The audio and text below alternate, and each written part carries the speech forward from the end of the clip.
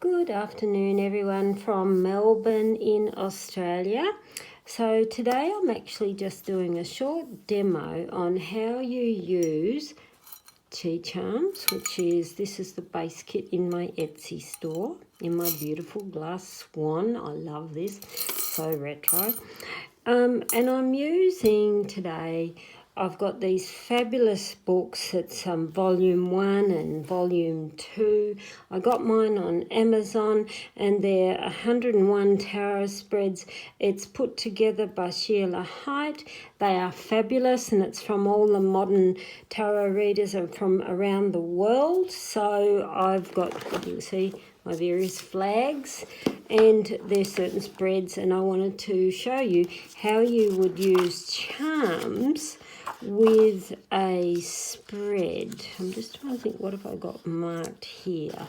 Just looking for a charm spread. All right, here's a good one. It is the overview spread, and it is by Sarah Barry. And it tells you a little bit here about the overview spread. This spread gives an overall feel for what's going on in someone's life and can provide insight into the undercurrents of their current situation. I generally use this spread at the beginning of all my in-person sessions. And here is Sarah Barry.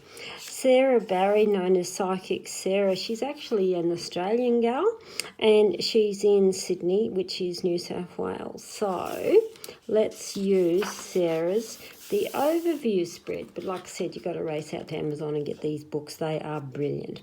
So what we're going to do is, sorry, I'm trying to get this position for you. So you would obviously copy this out because I really don't like writing in books, and you would look at your positions, and we're starting here 1, 2, 3, 4, 5, 6. So when you are using charms for reading tarot spreads, you can choose either one charm, or I would say usually pull 2 charms.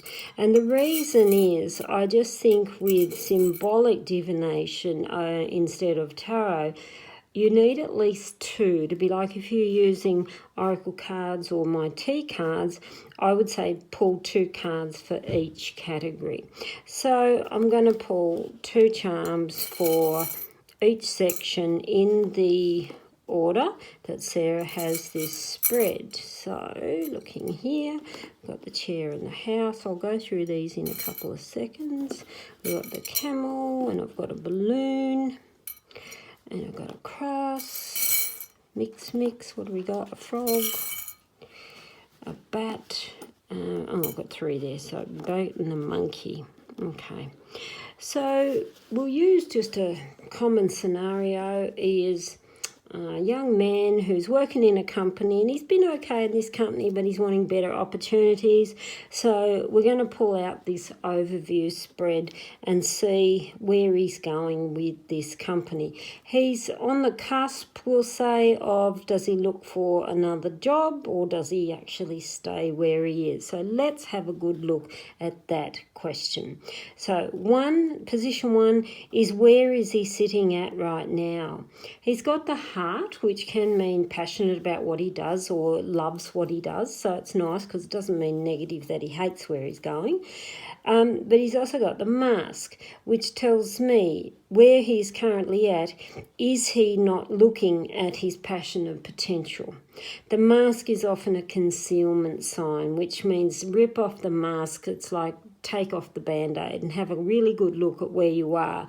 Yes, you might have the great passion and that there, but it's like you've got bigger visions to look at and you're not looking at them right now. So position 2, what he is moving away from. Now, they say querent, but I'm putting here because we know the scenario.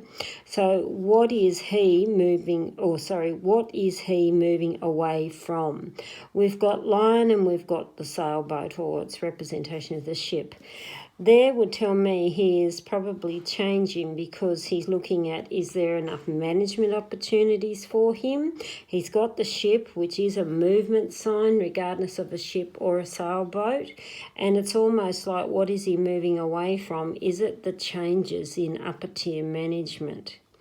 So what the querent is moving towards. So what is he moving towards? That's actually nice because you've got the chair and you've got the house, which tells me moving towards he's wanting more creature comfort at home. I'd actually also even look at that as a comfortable location even closer to home.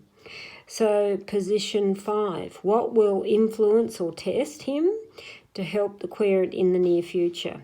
Here he's got to look at his drive, where he's going. Camel often means obstacle course. When I see this in Korea a lot, it means yes, you're in for a bumpy ride.